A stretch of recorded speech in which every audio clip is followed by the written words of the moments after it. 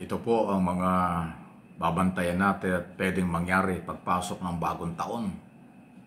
Second, impeachment laban kay Sara Duterte.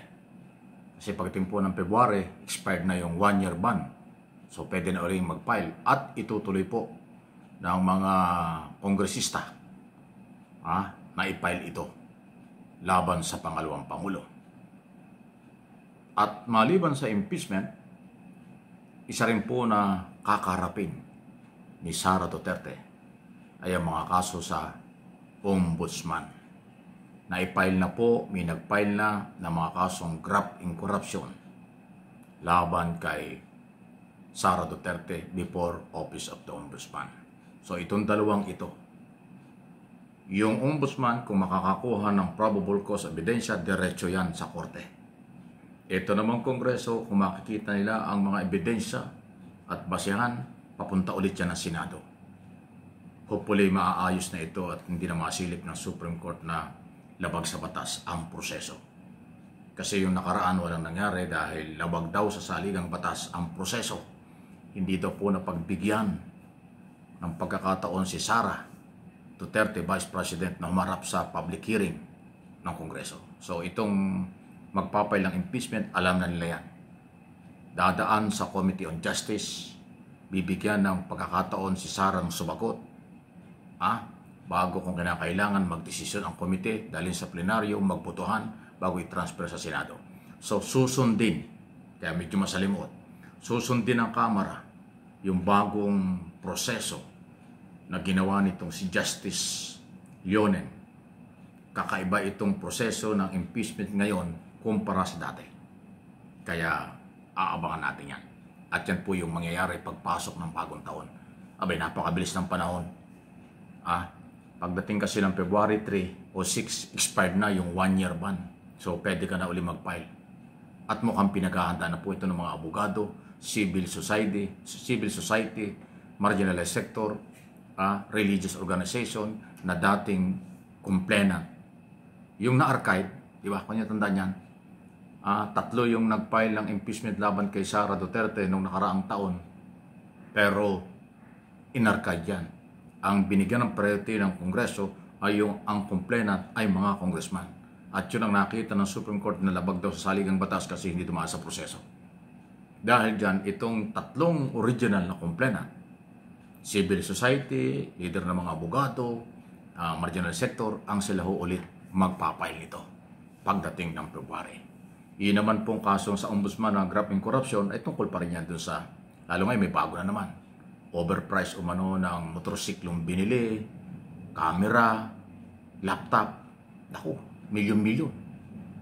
Iba pa yung confidential fund, intelligence fund, at iba pa ho yung issue na hindi pa naman tapos, korupsyon sa Department of Education. So, yan po yung ating aabangan pagpasok ng bagong taon. Siguradong susundin ng Kongreso ang bagong policy na sinabi ng Supreme Court para hindi sila masilip na labag sa batas or unconstitutional ang pangalawang impeachment. Kaya ho, iritang-irita rito ang mga Duterte, lalo na si Sara Duterte dahil ayaw na ayaw niyan.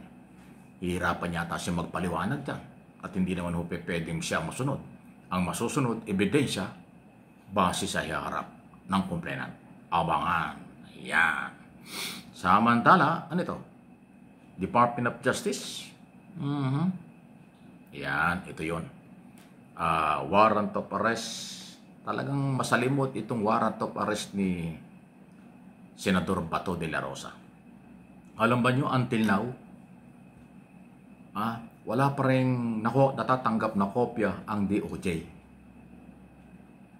Pero kung yung magugunita, yung mismong DDS na abogado si Harry Roque nagtatago at pugante dyan sa atin dahil nasa Europe, matagal na daw nasa gobyerno yung warrant of arrest. Sinusugan ni Harry Roque yung sinabi ni Remulla na mayroong warrant of arrest at actually mayroon siyang digital na copy, warrant of arrest. Pero sabi ng DOJ, especially si Attorney Polo Martinez, yung pala yung spokesperson, wala pa silang nakikitang black and white na order. Yan, palagay ko nalilit lang ang DOJ pero alam ko meron talaga yan eh. Kaya nga si Senador Bato hindi makalabas kasi alam niya pag lumabas siya, anytime pwede siyang hulihin. At hindi naman siya makakatanggi pagka siya nahuli. Dahil kung may warrant of arrest, tuloy-tuloy yan. Kung anong ginawa kay Duterte no, hindi nang gagawin sa kanya. Wala namang nabago. Kasi yung Republic Act 9851 ba yun? Hindi naman nabago. Na ginamit ng gobyernong Pilipinas para i-turn over sa ICC, itong si Duterte. Yun pa rin ang gagamiting batas, lalo na kung may warrant of arrest galing sa Interpol para hulihin at ipadala si Bato de la Rosa at yung kanilang mga co-accused kapag lumabas na yung warrant of arrest. Ang pag-i-issue kasi ng warrant of arrest ng ICC, isa-isa lang eh. Hindi katulad sa atin, local court natin, national court natin, kung 10 yung akusado, 10 yung sama-sama yung 10 doon sa isang warrant of arrest. Ayun palang ICC, iba yung International Criminal Court, isa-isa lang. Inuna si Digong, sunod si Bato, at yung mga susunod pang senador, susunod na kung sino-sino, ay isa-isa lang. Ganon. So, yun po ang nangyayari. So, abangan natin. Sunod na ating pag-usapan itong Commission on Election, COMELEC. Ang bagal talaga umaksyon ng COMELEC.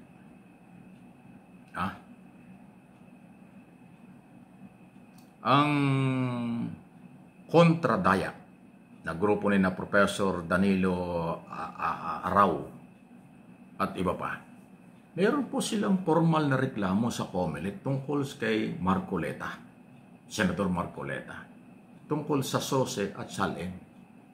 Ngayon po wala pa rin silang magawa eh. Kaya tuloy yung kanyang grupo nagpunta na rin ng Office of the Ombudsman.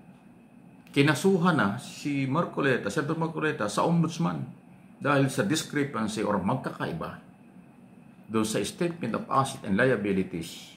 51 million lang ang asset ni isang senador. Pero ang kanyang nagastos sa eleksyon, so sa Statement of Contribution, mahigit na 112 million. So, yung case sa COMELEC for disqualification. Pero yun doon sa Ombudsman, criminal case, so magkaiba. Pero mas maganda, maunang magdesisyon ang COMELEC. Di ba? Kasi ano man po ang magiging desisyon ng COMELEC, yun naman sa Ombudsman, hindi naman mapipigilan kasi ibang kaso yun. Dismissal or disqualification ng desisyon ng COMELEC kay Marcoleta, di at least alam ng tao kung ano nangyari at ginagawa nila. Wala eh. Sobrang bagal ko talaga. Pasintabi na sa COMELEC. Hindi ko alam, wala naman sila, kakaabalahan nila, wala namang eleksyon. Ang trabaho ng COMELEC, maghanda sa eleksyon. At pagkatapos ng eleksyon, ay yung mga kaso-kaso na lang. At pagpapatupad ng batas kung sinong may violation tungkol sa sobrang maling kampanya, maling paggastos ng pera at iba pa. Yun lang eh. Pero ngayon po, hindi nila maayos-ayos. Ewan ko. Nako, Chairman George Erwin Garcia, nung araw, bilib ako sa iyo eh. Masipag at mabilis. Pero ngayon, bakit pagka mga senador ng incumbent ang iniimbestigahan? Parang hindi kayo makagalaw dyan. Takot ba kayo sa mga senador? O wala kayong takot sa mamamayan? Ang mamamayan nagpapasuldo sa inyo, mahalaga pong makakuha ng maayos na performance galing sa mga magigiting na opisyal ng COMELEC. Paki na lang po. Panawagan lang ito. Opinion lang po ito. Kaya huwag kayo magagalit. Kasi mamamayan, may karapatan.